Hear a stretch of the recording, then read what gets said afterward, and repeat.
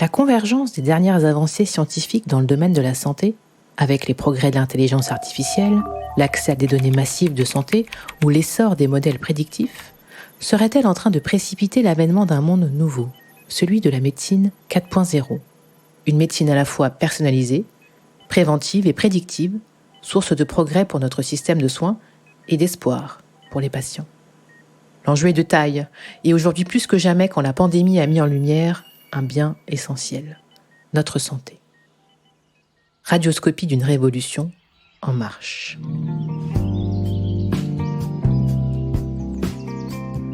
Bonjour à toutes et à tous, et bienvenue dans ce nouveau podcast de Chute Magazine.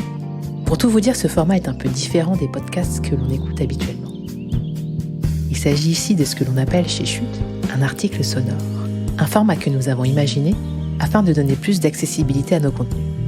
Vous avez donc le choix entre lire ou écouter cet article. Et maintenant, je vais justement vous lire, ou plutôt vous raconter, les propos que nous avons échangés avec la Caisse des dépôts sur la façon dont le numérique révolutionne le secteur de la santé et l'avenir qui se dessine pour la Health Tech. Le titre de cet article. Quand le numérique révolutionne la santé, quel avenir pour la Health Tech ?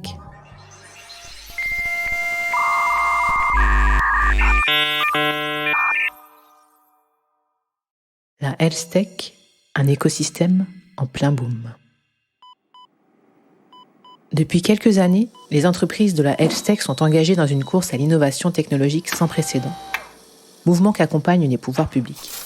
La crise sanitaire est venue renforcer la nécessité de soutenir ce secteur d'avenir. Le gouvernement français a ainsi annoncé en juin 2021 un plan à près de 7 milliards d'euros dans le financement de l'innovation porté par les investisseurs institutionnels.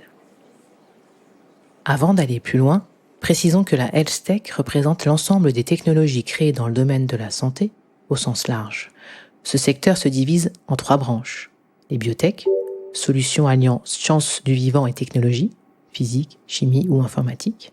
Les medtech, dispositifs médicaux de diagnostic développés sur la base de nouvelles technologies. La e-santé, ou santé digitale ou encore santé connectée, nouveaux outils permettant au secteur de la santé d'opérer sa transformation numérique. Télémédecine, thérapie digitale, par exemple. Partout dans le monde, on observe une dynamique de croissance exceptionnelle de la Health Tech dont tentent de tirer parti les startups françaises. L'ascension de cet écosystème et sa vitalité à l'échelle hexagonale placent la France parmi les nations les plus prometteuses. Avec ses 50 biotech, 1100 medtech et 200 startups de l'e-santé, notre pays occupe le 2e rang de l'écosystème Health Tech européen, juste derrière le Royaume-Uni. De plus, la France jouit d'une reconnaissance internationale sur le plan de l'excellence scientifique, dans la recherche clinique comme académique, et technologique dans le domaine de la santé qui ne cesse de croître. Cette dynamique est porteuse d'espoir à plusieurs niveaux. C'est d'abord la promesse de pouvoir guérir à l'avenir des maladies aujourd'hui incurables et d'allonger l'espérance de vie. Mais c'est aussi le gage de notre souveraineté sanitaire et de retombées économiques considérables. Les Health Tech françaises pourraient générer un chiffre d'affaires annuel de 40 milliards d'euros et 130 000 emplois supplémentaires d'ici à 2030, dynamisant la croissance et l'emploi français. Ainsi, 1,7% de la population active pourrait travailler dans le secteur de la santé et répondre aux besoins d'un marché mondial considérable, demandeur et porteur sur le long terme. Les promesses de la medtech. À l'heure des algorithmes d'apprentissage automatique, de l'accélération de la puissance de calcul et des méthodes d'imagerie médicale combinées au deep learning et au big data, le secteur de la santé connaît en effet une véritable métamorphose. Dans le seul secteur de la medtech, les avancées sont considérables. En 2019, de l'autre côté de l'Atlantique, la communauté scientifique internationale est en émoi. Des chercheurs de l'université de San Francisco annoncent avoir mis au point une intelligence artificielle capable de détecter la maladie d'Alzheimer chez un patient 6 ans avant les humains. Comment ? Grâce à un algorithme très puissant et une méthode de calcul prédictif permettant de déceler, lors de l'observation neuronale, les premiers symptômes de la maladie. Une véritable lueur d'espoir quand on sait que plus de 35 millions de personnes dans le monde sont touchées par cette pathologie neurodégénérative. Plus près de nous, à Sanfia Antipolis, dans une start-up de la medtech, Median Technology, qui mobilise l'IA pour accélérer le dépistage précoce du cancer du poumon et faire émerger de nouvelles thérapies pour les patients. Sa plateforme innovante d'imagerie médicale, eBiopsy, propose un diagnostic non invasif permettant de déterminer le caractère malin ou bénin d'une lésion. À partir de l'analyse des images de scanners thoraciques, les algorithmes de eBiopsy et l'accès à des données d'imagerie colossales facilitent et accélèrent l'identification de nouveaux biomarqueurs qui signent pour chaque patient la présence de la maladie. Frédéric Brague, le CEO de Mediant Technologies, nous explique. Avec eBiopsy, avec un engagement très particulier, c'est d'essayer de trouver les maladies au stade le plus précoce possible.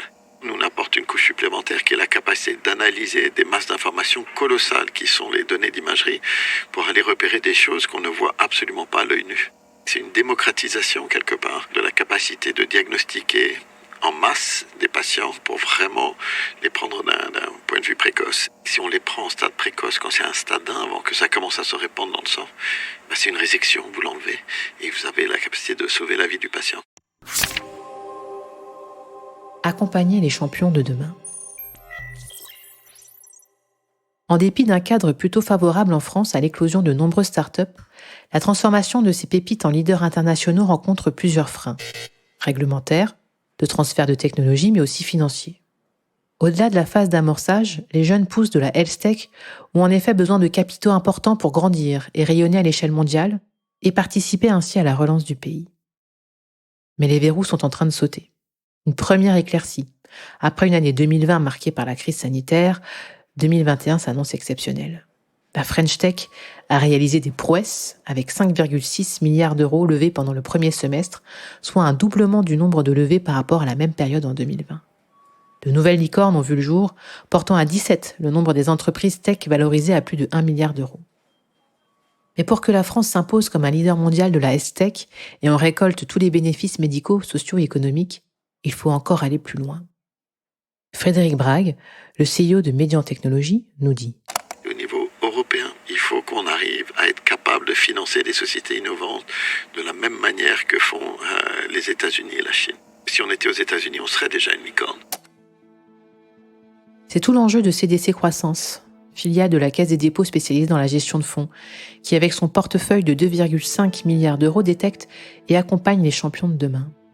CDC Croissance participe à l'essor des petites et moyennes entreprises cotées de la French Tech, dont Mediant Technologies, à travers un fonds d'investissement de 100 millions d'euros lancé en 2019, aujourd'hui à 240 millions d'euros, ainsi qu'avec l'indice Euronext Tech Croissance. Cette initiative vise à accélérer l'essor en France d'un marché plus large et plus actif en faveur des sociétés technologiques les plus prometteuses et contribue à l'animation du marché en générant de la confiance auprès d'autres investisseurs et en donnant de la visibilité à la performance de ces valeurs technologiques. Comme nous le dit Aude Contamin, responsable de la gestion chez CDC Croissance, la Caisse des dépôts souhaite soutenir ce secteur qui est un secteur stratégique pour l'économie française. Elle souhaite dynamiser cet écosystème de valeurs technologiques cotées. Et enfin, la Caisse des dépôts souhaite participer au renforcement de l'attractivité de la place de Paris. Nous essayons de faire en sorte qu'il reste en France, car c'est une question stratégique et une question de souveraineté de notre pays. Notre pays dispose de nombreux atouts pour devenir un épicentre mondial de la health tech. La recherche de l'innovation qui a du sens, de l'innovation intelligente et utile à l'ensemble de la société est un enjeu majeur pour la Caisse des dépôts dans le domaine des techs. On le mesure d'autant plus durement avec les conséquences de la crise sanitaire.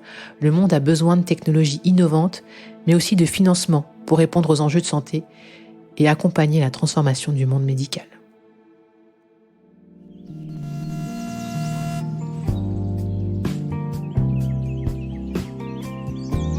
Et voilà, j'ai fini ma lecture.